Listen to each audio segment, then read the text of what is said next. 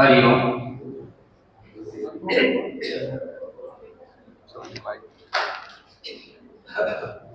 गीता ज्ञान सत्रना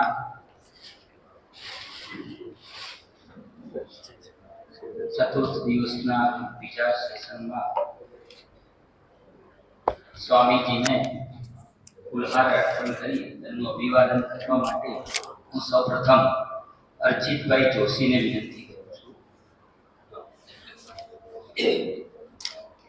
ત્યારબાદ શ્રી લાલસિંહભાઈ રાઠોડ તૈયાર રહેશે.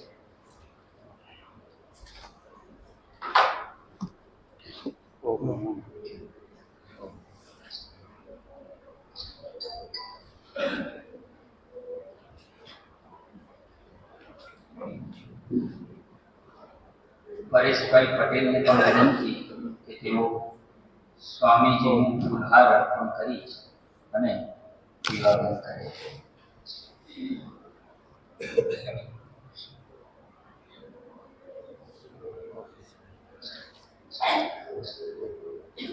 હરિઓમ.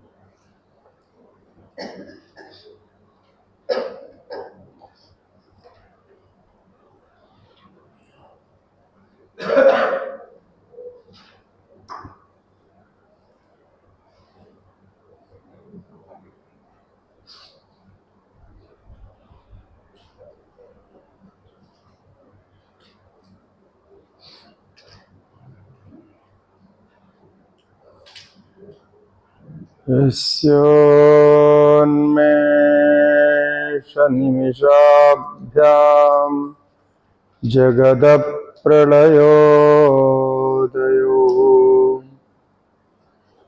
तं शक्तिचक्रविभवप्रभवं शङ्करं नुमः. शिवं शिवकरं शान्तं शिवात्मानं शिवोत्तमं शिवमार्गप्रणेतारं प्रणतोऽस्मि सदा शिवम्. यस्माज्जातं जगत्सर्वं यस्मिन्नेव प्रलीयते येनेवं धार्यते चैव तस्मै ज्ञानात्मने नमः. श्रुतिस्मृतिपुराणानामालयं करुणालयं नमामि भगवत्पादं शङ्करं लोकशङ्करम्. श्रीगुरुभ्यो नमः. हरिः ओम्.